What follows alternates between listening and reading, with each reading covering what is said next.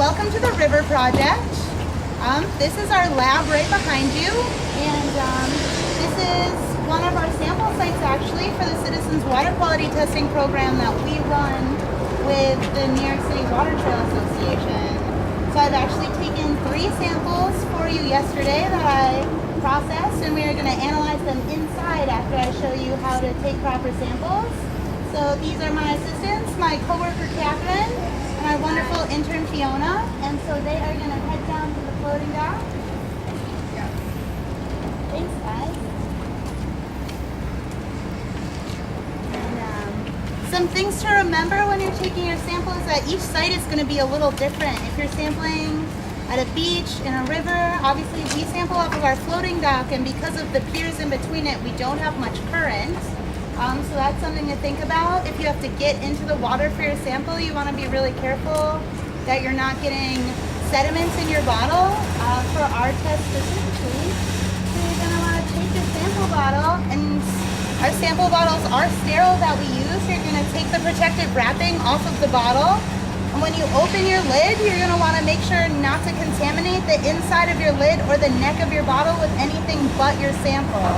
When we take our samples, we dip them down about 4 to 6 inches underneath the water, and you're just going to push towards the current. So you're going to take your sample upstream from yourself. Is really important to know.